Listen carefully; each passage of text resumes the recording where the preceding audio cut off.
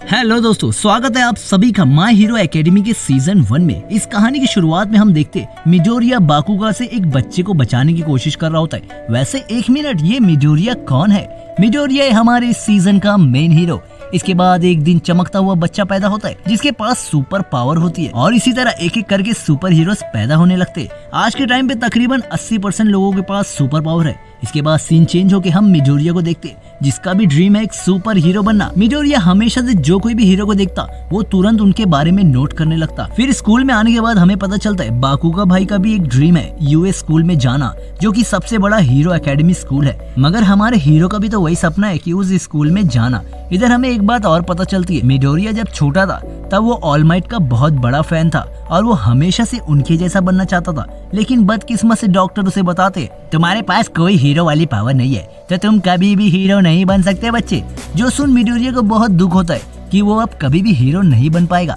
फिर एक दिन एक टीचर वाला मॉन्स्टर मिडोरिया के ऊपर कब्जा करने की कोशिश करता है, लेकिन ऑल माइट वहाँ आ जाता है और अपने एक पंच प्रेशर से उस मॉन्स्टर को खत्म कर देता है और हमारा हीरो को ऑटोग्राफ दे के वहाँ से जाने लगता है। लेकिन ऑल माइट देखता है कि मिडोरिया भी उसके पीछे है और उसका पीछा नहीं छोड़ने वाला जब तक ऑल माइट उसे कुछ सवालों के जवाब ना दे। लेकिन ऑल माइट को थोड़ा घाई थी इसलिए वो जाने लगता है, लेकिन मिडोरिया उसे चिल्लाते हुए पूछता है क्या मैं हीरो बन पाऊंगा बिना किसी सुपर पावर के? और मुझे आपके जैसा बनना है। इसी बीच जो कीचड़ वाला मॉन्स्टर था वो भी कहीं गिर गया था और बदकिस्मत से वहाँ बाकुगो आ जाता है और उस बॉटल को लात मार देता है। तभी वो कीचड़ मॉन्स्टर बाहर निकल के बाकुगो पे अटैक करने लगता है। इधर ऑल माइट मिडोरिया की बात सुन अपने असली रूप में आ जाता है। देख मिडोरिया भी शौक में था कि भाई ये क्या सीन है। ऑल माइट बताता है कि आज से 5 साल पहले एक विलन ने मुझे बहुत बुरी तरह से घायल कर दिया था और अब वो सिर्फ दिन में 3 घंटे ही ऑल माइट बन सकता है।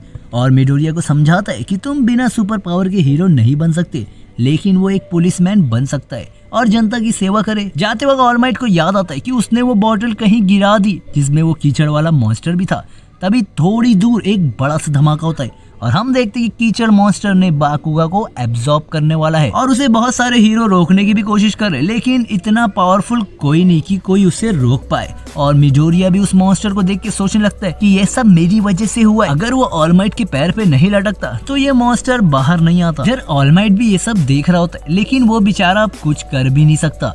इधर मिडोरिया जैसी देखता है कि वो मॉन्स्टर बाकुगा को मारने वाला है तो मिडोरिया तुरंत ही उस मॉन्स्टर की ओर बढ़ता है। भले से पावर नहीं है लेकिन बच्चे में जिगर बहुत है, लेकिन मिडोरिया कुछ करता इतने में ऑल माइट वहाँ आ जाता है और एक ही पंच में उस मॉन्स्टर को खत्म कर देता है। फिर शाम को वो मिडोरिया से फिर से मिलता है और उससे कहता है कि तुम भी एक हीरो बन सकते हो।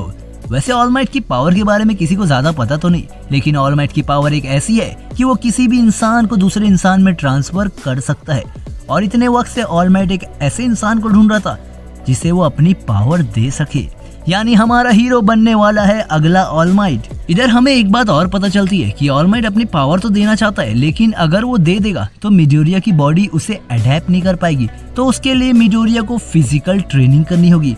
और फिर 10 महीने की हार्ड ट्रेनिंग के बाद वो पूरे बीच को साफ कर देता है। इसके बाद ऑल माइट वापिस आता है और ऑल माइट मिडोरिया को अपने बाल खाने को कहता है जिसे उसे ऑल माइट की सारी पावर मिल जाएगी। उसके बाद मिडोरिया जाता है यूएस स्कूल में जहाँ उसे उराराका मिलती है। फिर वो एल्डा से मिलता है जो कि उसकी हमेशा शिकायत करते आया है। इसके बाद प्रेजेंटर भाई बताते कि तुम्हें बैटल अरीना में भेजा जाएगा जहाँ तुम्हें जितना हो सके उतना रोबोट को तुम्हें मारना होगा और पॉइंट को इकट्ठा करना होगा।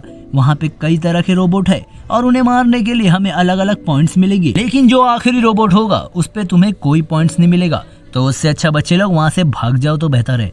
फिर सभी लोग उस अरीना में चले जाते हैं और उनके पास सिर्फ 10 मिनट है पॉइंट्स को इकट्ठा करने में, लेकिन बेचारा मिडोरिया एक भी रोबोट को नहीं मार पाता। तभी वहाँ पे वो रोबोट आ जाता है जिसे मारने के बाद भी तुम्हें कोई पॉइंट नहीं मिलने वाला, लेकिन उसे देख सभी लोग भागने लगते हैं क्योंकि वो उनकी औकात के बाहर है, मतलब बड़ा है।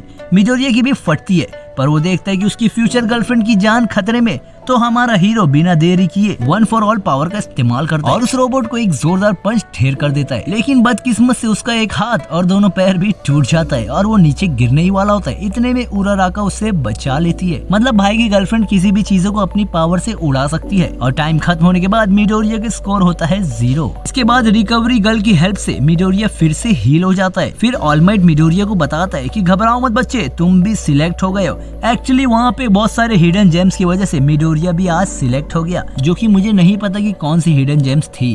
इसके बाद जब मिडोरिया पहले दिन यूए में जाता है तो उसको लगता है झटका, क्योंकि उसके सामने है बाकुगा और रीडा, जिनसे इसकी मिडोरिया की कभी नहीं जमने वाली।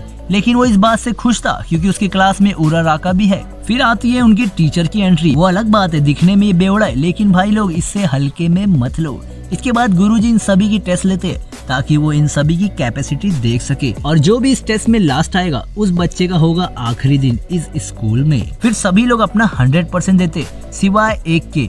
मिडोरिया सोच रहा होता है अगर मैं मेरी पावर का यूज नहीं करूंगा तो मैं लास्ट आऊंगा, और फिर मिडोरिया अपनी पावर का यूज करने ही वाला होता है। इतने में आइजावा मिडोरिया को रोक देता है और उसे कहता है अगर तुम अपनी पावर का इस्तेमाल करोगे तो तुम हमेशा के लिए अपने हाथ को खो दोगे। तो मिडोरिया बॉल को फेंकने के लिए अपने सिर्फ एक उंगली का इस्तेमाल करता है, पर मिडोरिया की उंगली टूट जाती, लेकिन उसने बॉल को 700 मीटर दूर फेंक दिया होता है। पर बेचारा मिडोरिया इसके बाद कोई भी टास्क अच्छे से नहीं कर पाता। अब उंगली जो टूटी है, उंगली टूटने की वजह से वो चाह के भी टास्क को पूरा नहीं कर पा रहा था, और एंड में वो लास्ट पोजीशन पे आ जाता है। लेकिन हमारे गुरुजी इन सभी के साथ मजाक कर रहे होते कि कोई भी बाहर नहीं जाने वाला, लेकिन ऑल माइट कहता है इजावा ऐसा मजाक कभी नहीं करता, हो ना हो उसने मिडोरिया में कुछ तो देखा है, इसलिए उसने मिडोरिया को नहीं निकाला। फिर ऑल माइट इन सभी की क्लास लेने के बाद उन सभी बच्चों को सूट उन्हें मिल जाता है, सिवाय हमारे हीरो के, क्योंकि उसने कोई भी सूट नहीं बनाया था।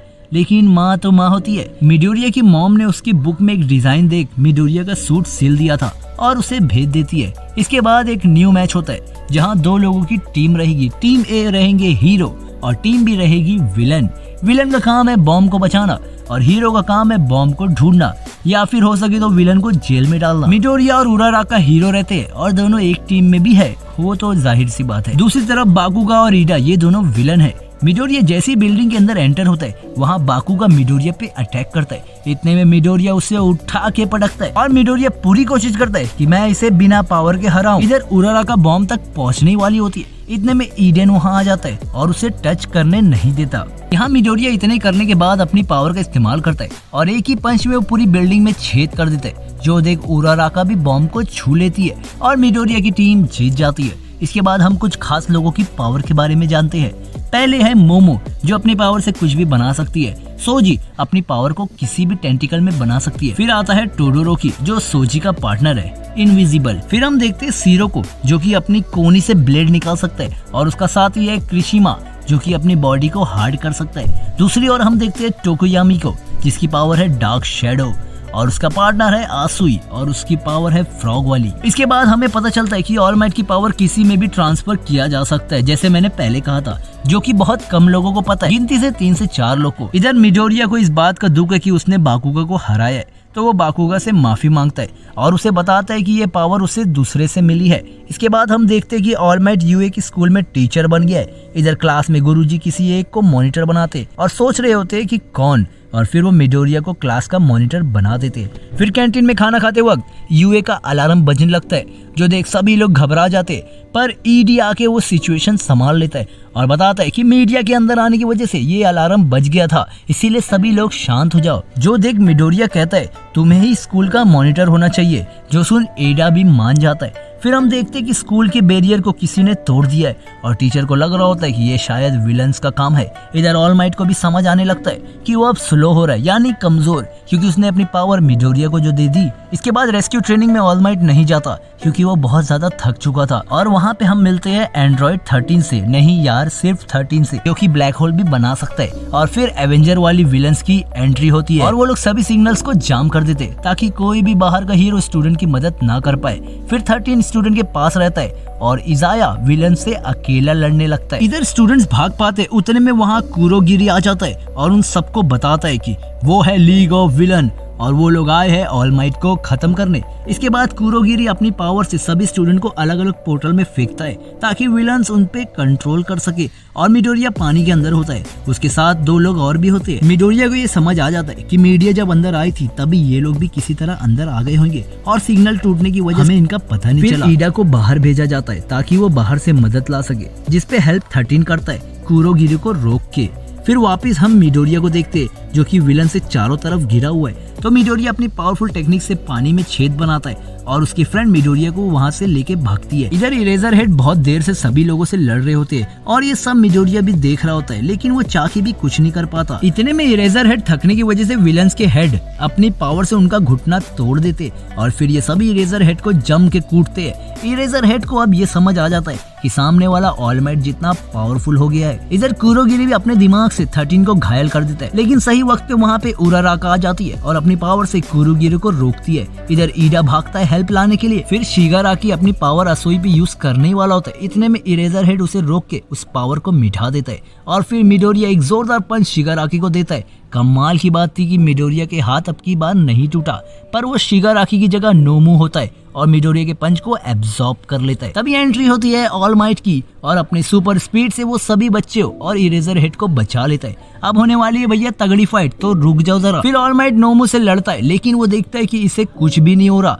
ऑल माइट एक सुप्लेक्स भी मारता है, पर कुरोगिरी की पावर की मदद से नोमू ऑल माइट को घायल कर देता है उसके पुराने जख्म पे अटैक करके। ये सब देख के मिडोरिया से रहा नहीं जाता और वो ऑल माइट की मदद करने को आता है। तभी वहाँ बाकुगा और उसके दोस्त लोग वहाँ आ जाते हैं। टोडुरोकी नोमू को आइस में जमा देता है और बाकुगो कुरोगिरी को पकड़ लेता है, पर अफसोस नोमू वहाँ से बच जाता है और वो बाकुगो को मारने वाला होता है। इतने में ऑल माइट बाकुगो को बचा के नोमू के मुख का खा लेता है। फिर ऑल माइट नोमू से पूरी ताकत से लड़ता है और उसे तब तक मारता है जब तक इसका एब्जॉर्प्शन पावर खत्म ना होता और एक आखिरी खतरनाक मुक्के से ऑल माइट नोमू को आसमान में फेंक देता है। अब बचे सिर्फ दो लोग, कुरोगिरी और शिगाराकी।